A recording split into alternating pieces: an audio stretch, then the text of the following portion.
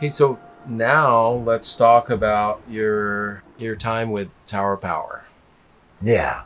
How did you first get the gig, I guess, and was that a fun you know, I was with the band for 11 years. I was very, very fortunate, and they were coming out of their time with Huey Lewis and the News. Huey hired the horn section, and which was I was in a band opening when I was Bonnie Hayes, and it was just called Bonnie Hayes, but it was Bonnie Hayes and the Wild Combo was her first band, and I got the gig as her keyboard player, and we opened for Huey in those days in the 80s, mid 80s. Great, just that was the first experience I had of playing large venues like, you know, stadiums and arenas, and with a great group of musicians in Bonnie's band. And then the News was just a kick-ass band. I like to say every night, and I got to see them every night because we were opening, and they did not disappoint. There was not a single night that they didn't kick ass. And then in the middle of the show, the Tower Power horn section comes up. Yeah, it was really fun. It was a great time. And out of that, they saw me playing with Bonnie, and that's how I got to audition and play with them, and then they hired me. And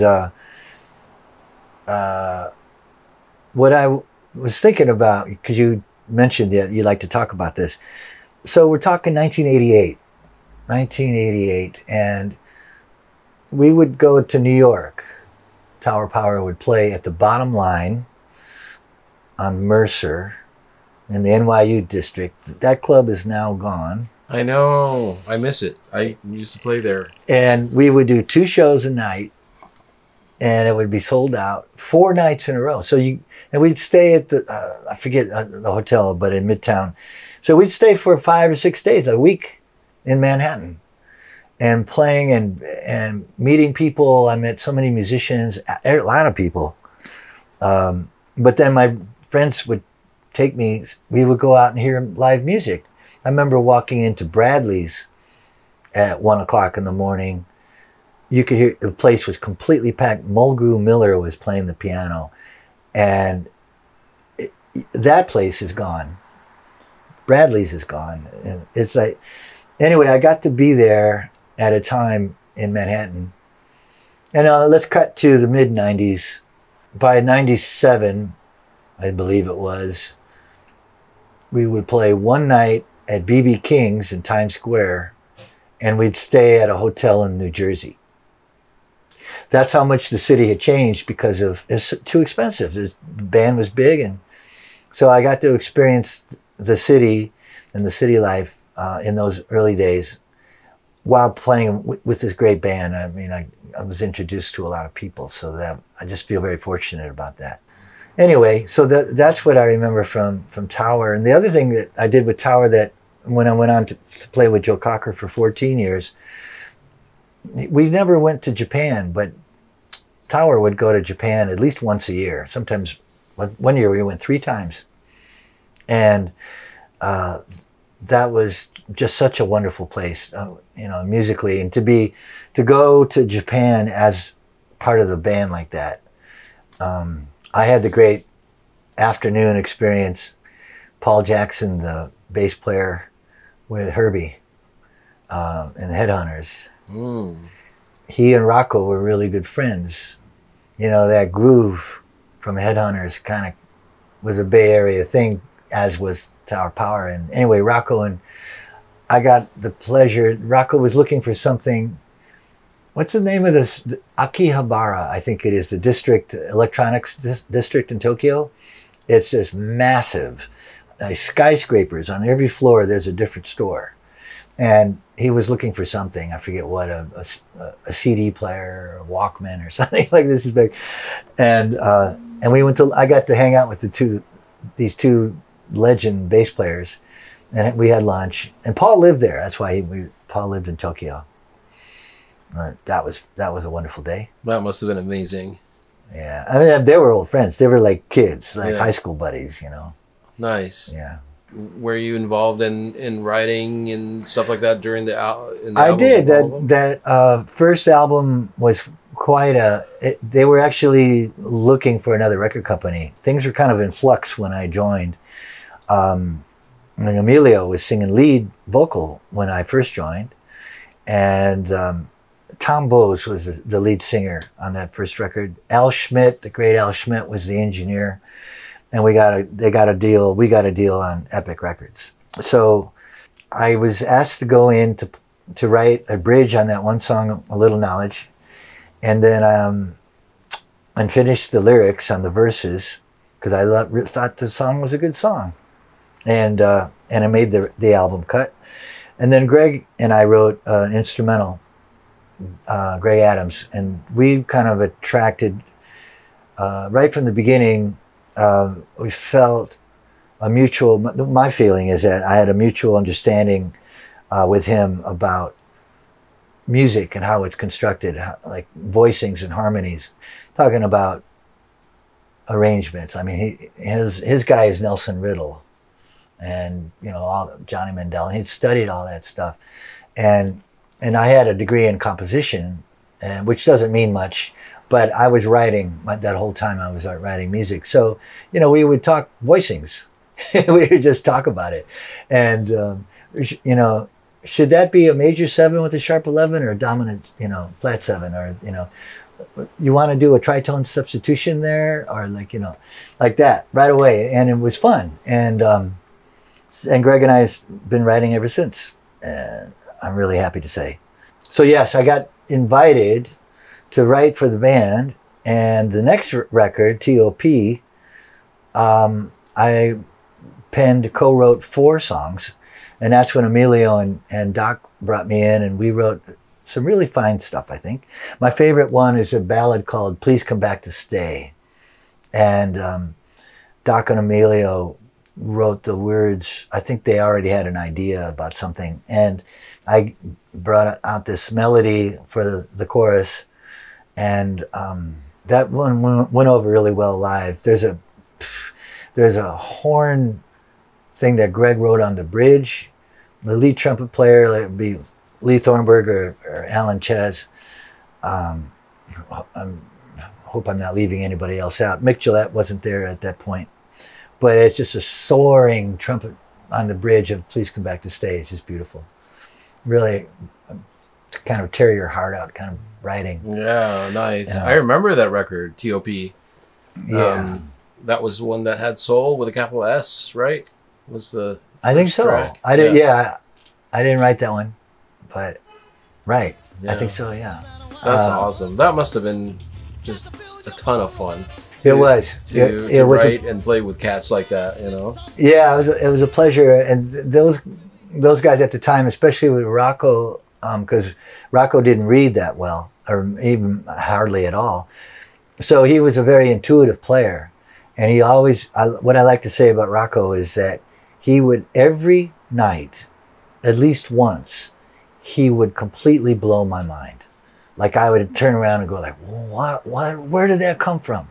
Completely gut, instinctive playing, feeling. Such a beautiful player. Yeah.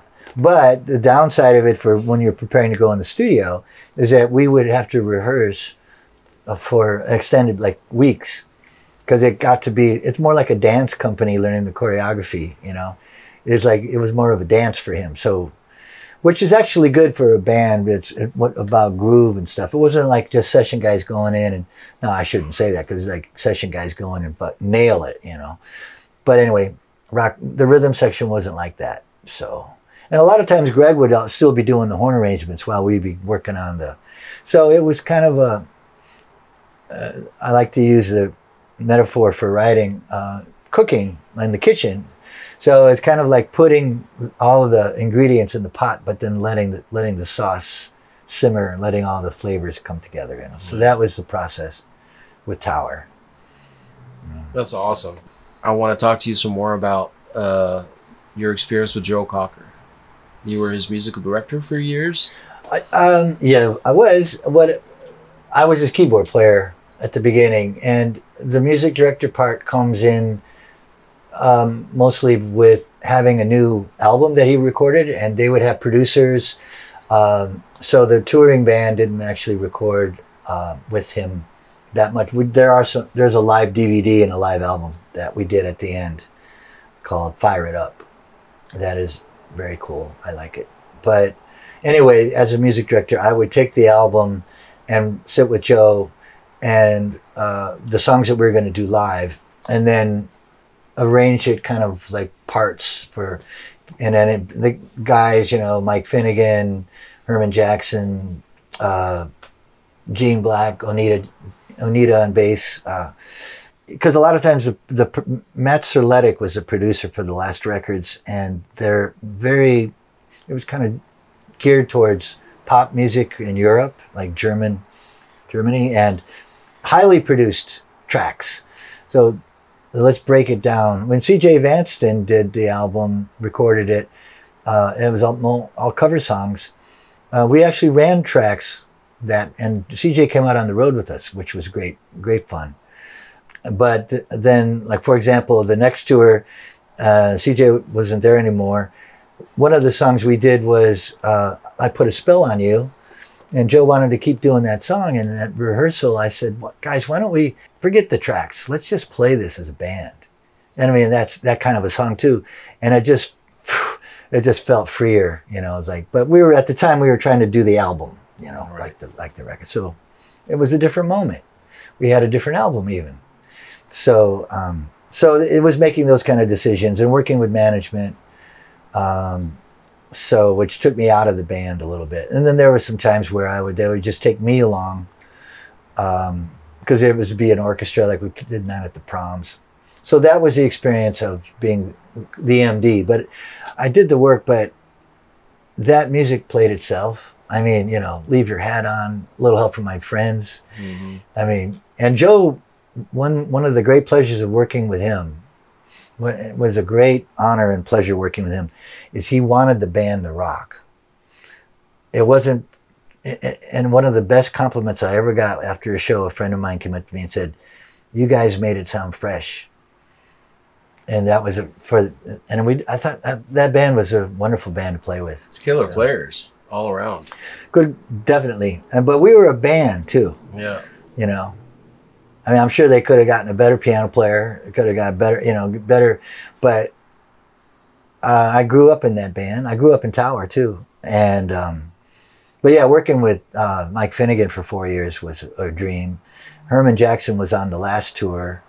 And great players.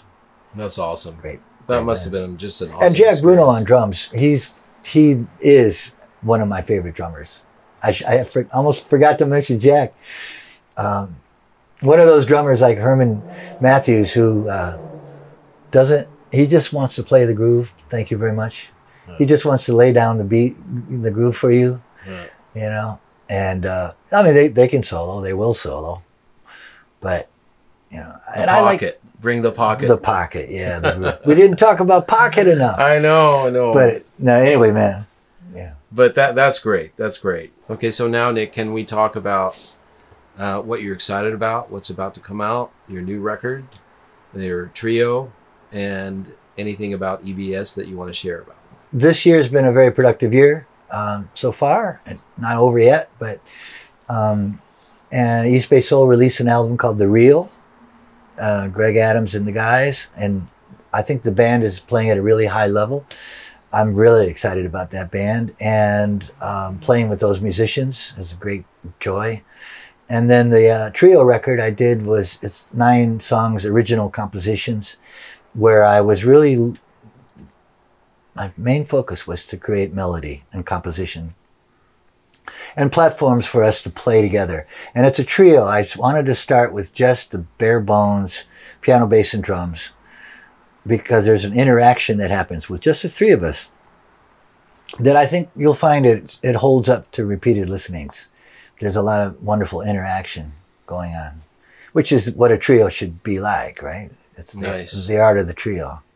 So that's what I'm excited about. You wrote all the tunes on this record, right? Yeah. Yeah. That's so awesome. I can't wait to hear About it. about half of it, I think about half of it was songs that I wrote while in the pandemic, because we weren't going out that much, we weren't gigging that much, and I developed a discipline of a musical diary and just started keeping diaries. Yeah, and then from that there's a lot of tunes on there. About half of them I wrote like that. Nice. Yeah. Well, here's the record. I'm going to show this on camera. Dancing at Midnight. Dancing at Midnight. You should buy it. Check it out. It's so good. Nick's playing and everybody's playing on this is spectacular. It's Ray Neapolitan on bass and Eduardo Tancredi on drums. I love both of those guys. Yeah. Thanks for having us again and sharing all this beautiful information and advice. Hopefully I'll be seeing you soon and we'll make some music together soon. Yeah, you will. But I hope it was helpful for folks who are listening and inspiring. I hope it was uplifting for people. Yes. Because we're just plugging away. Let's talk again in a few years. Definitely. Yeah, that should be my line too.